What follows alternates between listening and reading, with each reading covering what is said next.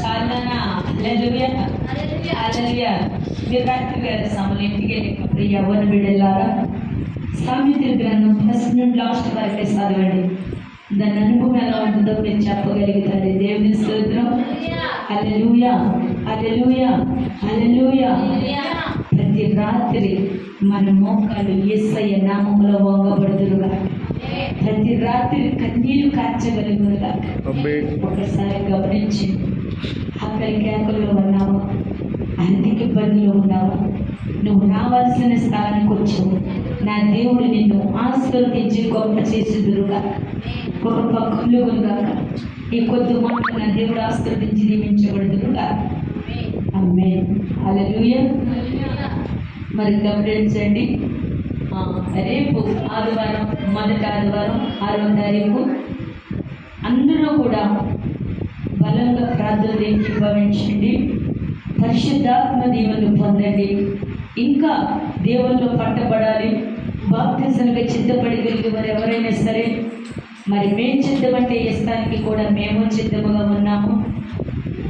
ఆ బలారాధన రోజున అందరికీ కూడా మరి ప్రేమ ఏదో అధికారంగా జరగాలి, వాతావరణం అనుకూలంగా ఉండాలని అందరూ కలిసికట్టుగా ప్రార్థించేద్దాము. ఈ దైవ దీవెనలు అందరూ కూడా పొందుకోవాలని ఆశపడుతున్నారు. ఈ కొద్ది మాటలు ప్రభు దీవించి ఆశీర్వదించబడునుగా. ఆమేన్. ప్రార్థన చేసుకున్నారు. త్వరలో వచ్చినట్లయితే ప్రార్థన చేసుకున్నారు. పరిశుద్ధుడా, మోహనుడా, ప్రేమ కలిగిన దేవా, దైవ రక్షణని పొందినామని ఇప్పుడు వరకు మధురమైన మాటలు మన నోటి నుంచి ఉన్నాను. చంటి బిడ్డలతో కూడి నీ వాక్యాన్ని వినడానికి, ఆస్వాదించడానికి కృప చూపించావు. మా గ్రామ ప్రజల్ని, మా రాష్ట్ర ప్రజల్ని మీరు జ్ఞాపకం చేసుకోండి. అయా భయంకరమైన మరణంలో ఉన్నది.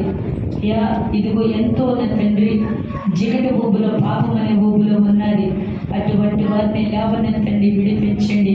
వృద్ధుల్ని, ఎవరిని, సంటి బిడ్డని, బాలింతల్ని ముట్టండి, గర్భిణీసులు ముట్టండి. స్థలం కలిపి దాచండి ప్రభా. బిడ్డలేని వారికి బిడ్డలు దాచండి. ఈ స్థలంలో ఉన్న ప్రతి బిడ్డని ఆస్తులు దీవించండి ప్రభా. మా సంఘాన్ని కూడా ఆస్తుల నుంచి దీవించండి.